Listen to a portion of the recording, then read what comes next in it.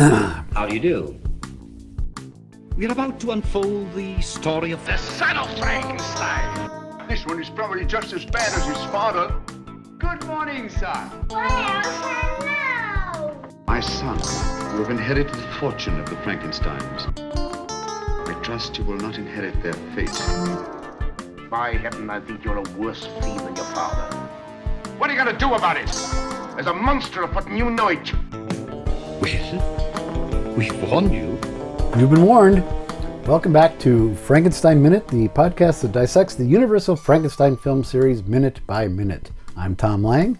And I'm Bill Evenson, and you join us for minute 54 of 1939's Son of Frankenstein, starring Donnie Dunagan and Amelia. Whoever played Amelia. I can't remember her name. I think her name was Amelia. We'll go with that. And this is a special moment. Minute? Yeah. This is a big moment in the film. Okay. No, not in the film, but in the history of this podcast. Well, is this the last one? Yep. You're done. I'm done. No, this is the 200th minute we've talked about. Okay, that's right. I forgot. I keep forgetting. Yeah, 200 minutes. 200 minutes that we've put up with this. Wow. Or you've put up with us, or however it goes. Wow, 200. Yeah. Okay. So who'd have thought? Who would have thunk it? We stuck it out this 3.5 far. years ago. What an auspicious piece of celluloid to this is great minute to celebrate. Talk about. Yeah.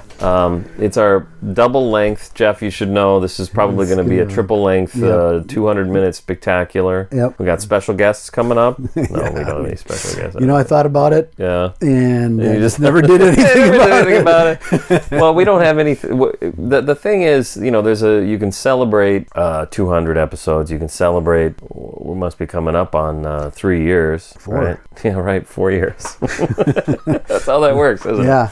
But that'd be a couple months. It's our 4-year anniversary. Yeah. Yep. We have some.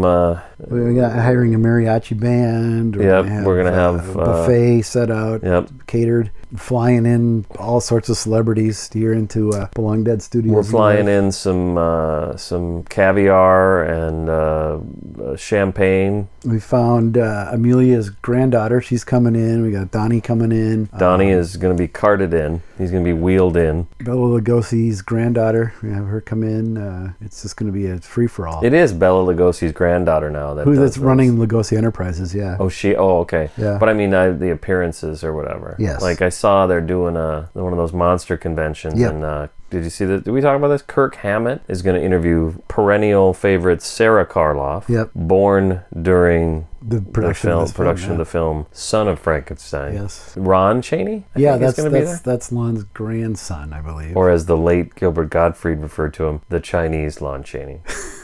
Of course.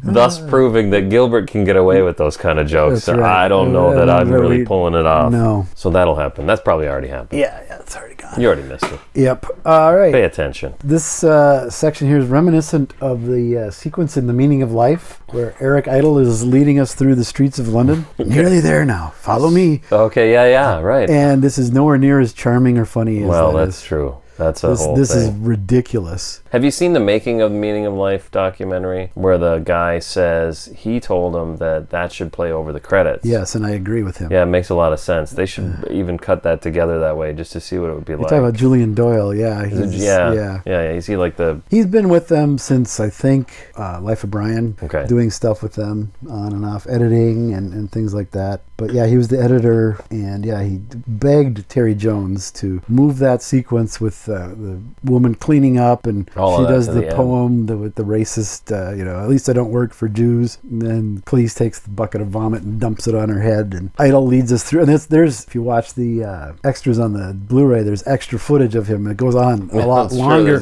which I think is the longer it goes on, the funnier it is. Yeah. Which would have been, that would have been a great idea to have the credits going over that and have that be at the end of the film. That is the end of the film. Yeah. Instead, that film, the way it's structured, is a bit of a letdown at the end. Peters but out. I also like that musical number. Oh, the Christmas in Heaven. Christmas is in Heaven. Great. So, but it's not that bad. But it is a bit of a letdown from. Then it goes to Michael Palin again, sitting on that, as sort of a presenter or whatever, and she's like, "Oh, anyway, here's." She actually says what the meaning of life is. Yeah, just try to be nice to each other and live in peace and harmony. Yeah, and then it's like, "Oh well, here's the credits." Yeah, and then if it would have gone from her to the scene we were talking about, that would have worked. Post creosote, and And then, yeah, I think that would have worked a lot better. Yeah. Eric Idle says there was a rough edit that he thought was far better than the final cut, which I would like to see if it exists, but I doubt it because all that stuff gets lost. Well, especially with them. With them, yeah. Okay. Anyway. So we start out with the iconic Peter theme. Yep. The head has not been hit on the No, giant sadly. beam. Yeah. As much as that was anticipated, it never played out. Never played out. You know, it's kind of sad too because he says duck your head, so you assume what he means is I'm going to smack your head on this beam. But instead he pulls him down off his shoulder. So I think they used the wrong take. Yeah, it was they didn't have the stunt Peter, so to speak. That was a roll.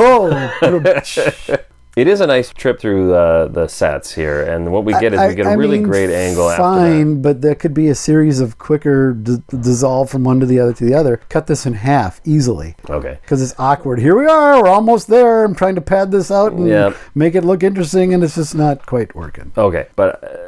having said that, what we do get is a shot of them going down this very shadowy hallway. That's a really cool which is shot, gorgeous and really shadowy. And what I was thinking is, if I was a 4-year-old, I would find this environment really frightening. It seems like a really scary place. Well, we talked about how the first day or so, Donnie Dunnigan did find that to be the case, and eventually relaxed and began to enjoy it. But yeah, I think as a 4-year-old, your first impression would be, Jesus, this is scary. Be scared. But then I think once you get over that, this would be like the greatest playground in the world. Well, maybe. I was just going to say, because another reason why he might not be scared is he's too stupid to be scared. Well, that could very well be. It seems to me like stupid people aren't scared enough sometimes. That's very true. I just saw a headline. You've seen the Jackass movies, so that proves at it right there. Some of those guys are kind of clever, though. No. There was a headline this week where a woman was arrested, and she said it was on her bucket list that she wanted to get arrested. Yeah. So there you go. Yeah, there's some really stupid people out there. They're too stupid to be scared, and I think and that's they vote for Peter's Trump, strength. so you know.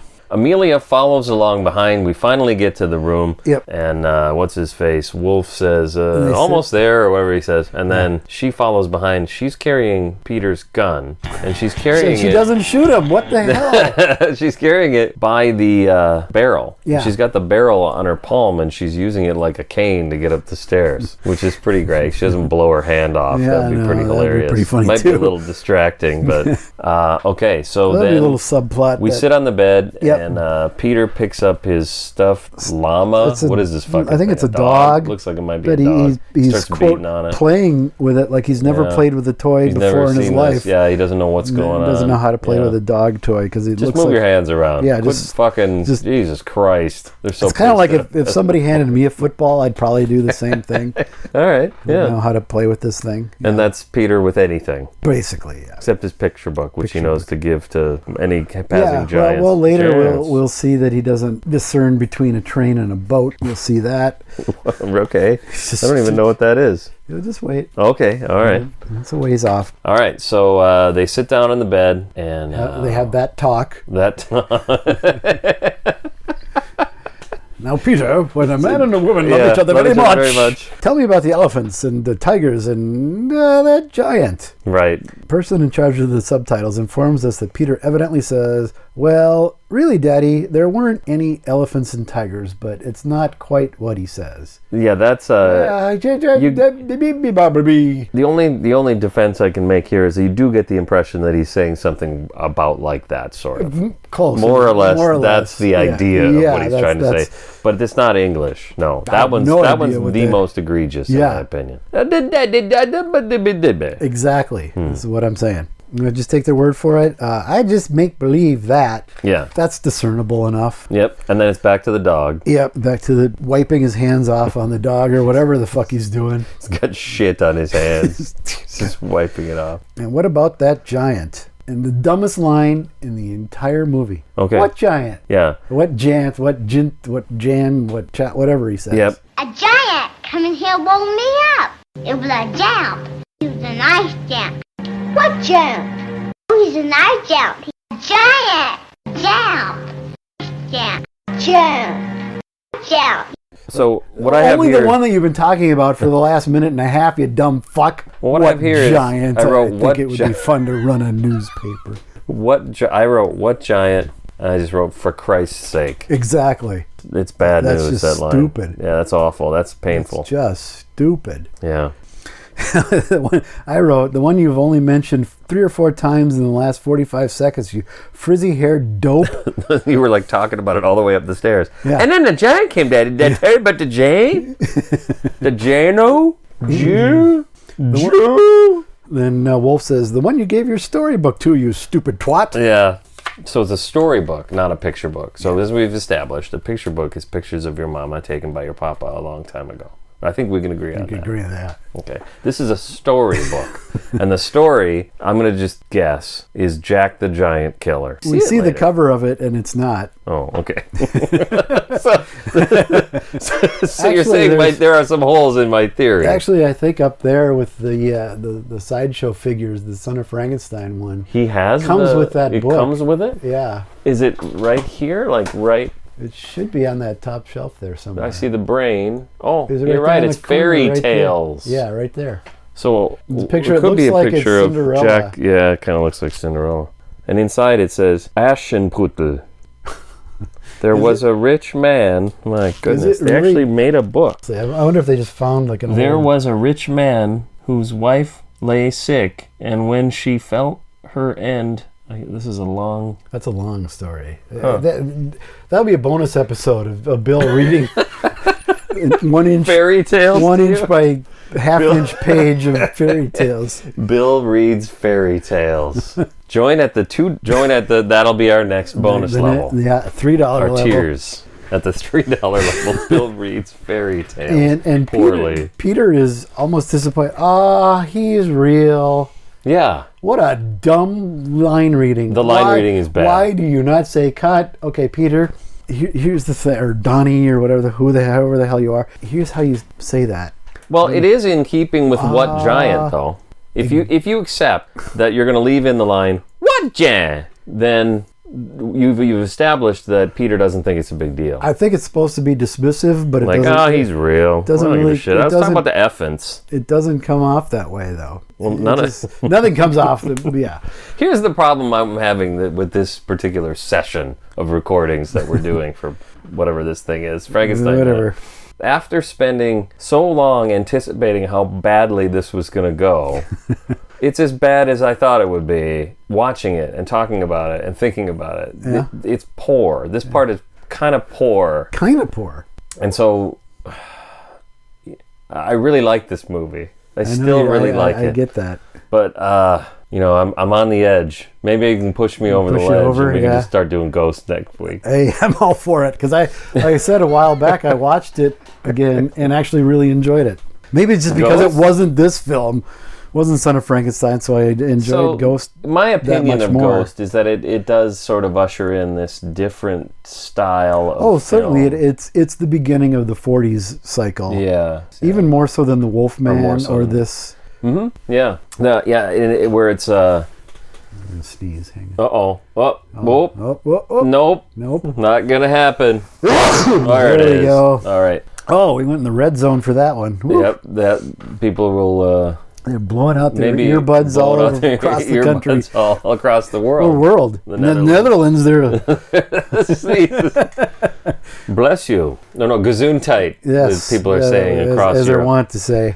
Well, what did he look like? This is where, at this point, I swear to God, Peter should have said, "What did who look like?" That would have been good. Then it might have paid off. that It's would the have been comedy payoff. rule of threes. The rule of threes. Yeah, it would have there you paid go. off. But he supposedly says, well, he starts to react before Wolf finishes his line. Oh, He starts making that ooh face before Rathbone is done speaking. You got to be honest. You like the ooh face.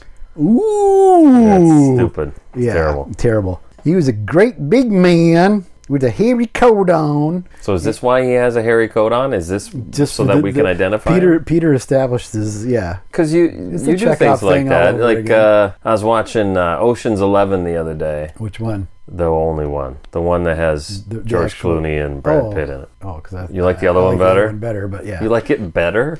Well, because it's the Rat Pack. It's sort of that era. It's not a better film by any means. Yeah. Well, okay. But it's It's got that cachet to it. Yeah, it's got a Vegas cachet in the to it. 60s. It's Sinatra's Vegas. Now you want to talk about the movie that's too long? Well, they both Like, are. Sinatra doesn't come into it until 20 minutes in, I'd and say they're both too long, both versions. This was on that other podcast I was talking about. They were talking about that movie. There's one interesting thing.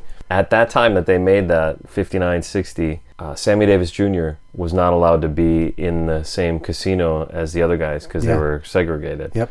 So that's one of the things in that film. You don't see them in the same shot. Yeah.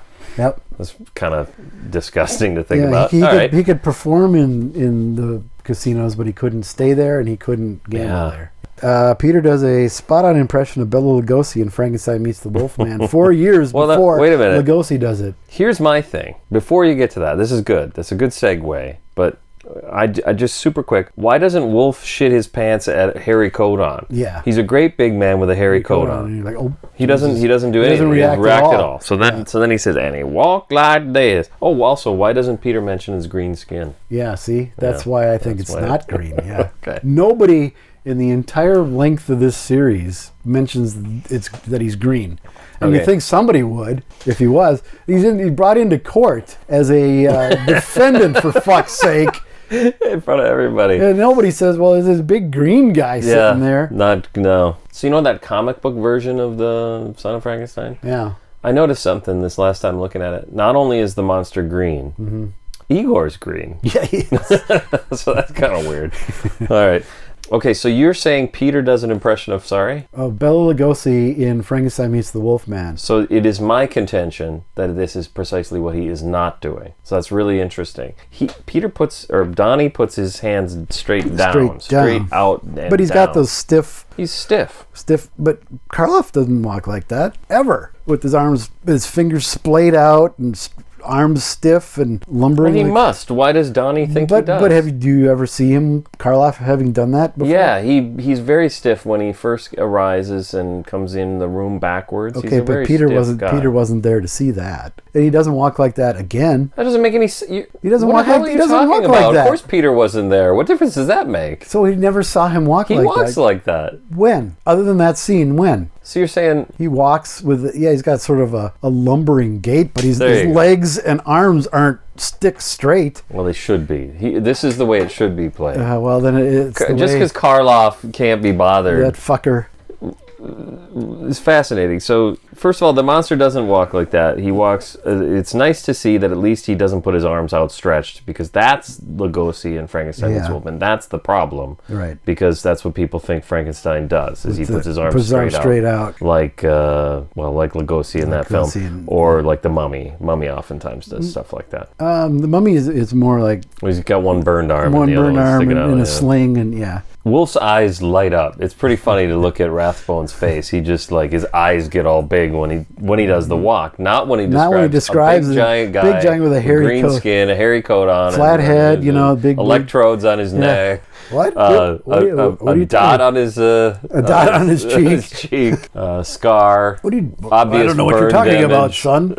So here's the other part that's great about this. Wolf has never seen the monster walk. That's true. Yeah, that was a Jackie one. If it's something that neither one of us would think of, that's usually got to give okay. credit to Jackie. Yeah, She's like, okay, yeah, Wolf's never seen the monster walk. That's you're right. absolutely right. What the Well, fuck is how would he going know? on? Why Yeah. would that be the trigger? Exactly, Yeah. and not the hairy And not coat. the hairy coat. Or the green skin. Well, maybe in Frankenstein, the village of Frankenstein, people walk around with hairy coats on all the time, especially giants. The place is They're fucking just crawling with giants giants wearing with hairy coats. coats. Yes, Now, yes, but how does he walk? Which giant with a hairy coat? You got to be more specific, son.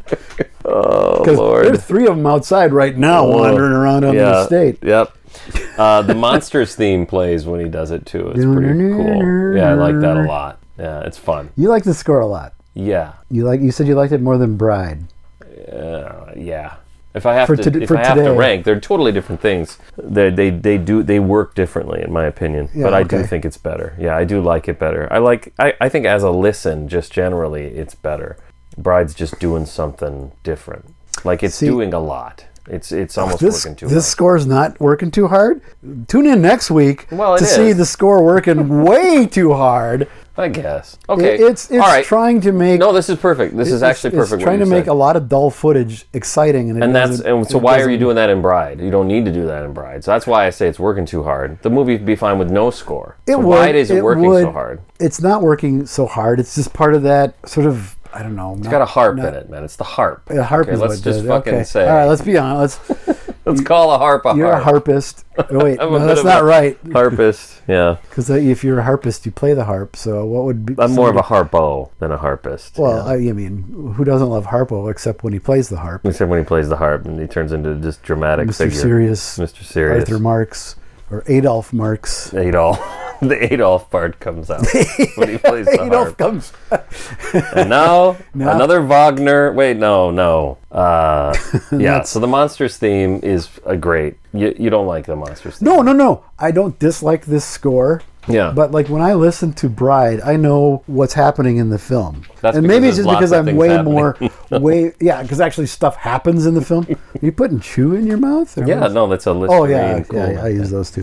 Whereas this, when I listen to it, Yeah, this is my spit cup. Yeah, I brought my spit cup. I can't tell where in the film we are. No, I agree with that. We've talked about that. When I used to listen to the score when it first came out on CD, and I'd plug a CD into my car stereo, I would listen to it, and I had forgotten where. Yeah, I have no idea. But when I listened having listened to it a few times, and then I went back and watched the movie again, I'm like, my God, that dramatic part is when he's pulling on the chain. Nothing's happening. Yeah, nothing's happening. Whereas, like Bride, listening to it, I know exactly where the dialogue is going to be, and sometimes it's like when it's not there, it's kind of. Like when that pastoral thing, and I don't hear the lambs bleeding. Yeah.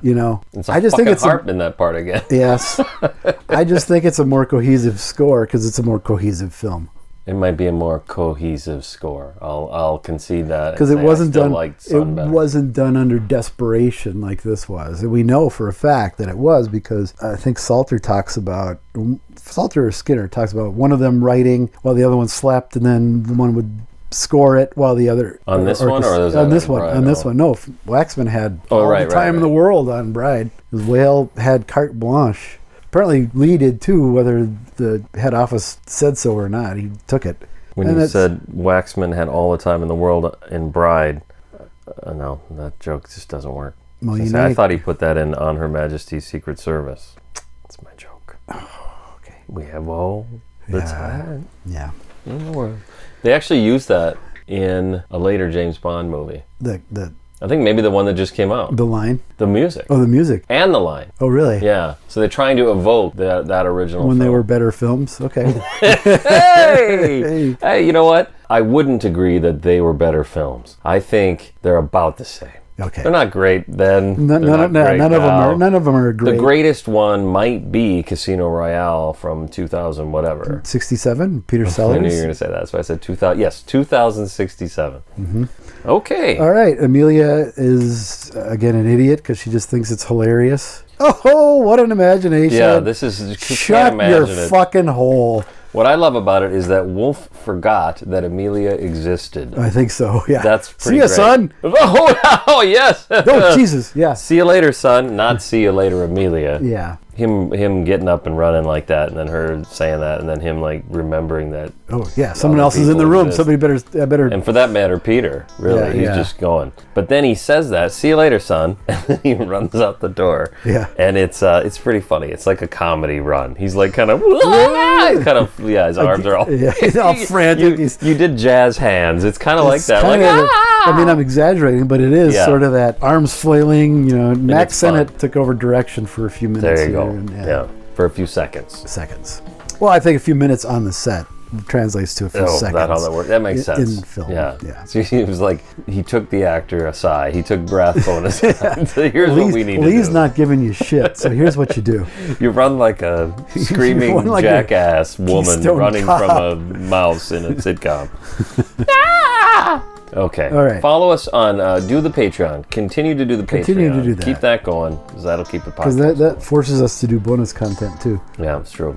If you want to listen to the late great Gilbert Gottfried talking to us, saying "fuck you" to me, fuck you, that I should kill myself. Yeah, he's telling Thom that he should kill himself. Join at the $2 level. It's worth it just for that. It's worth it just for that.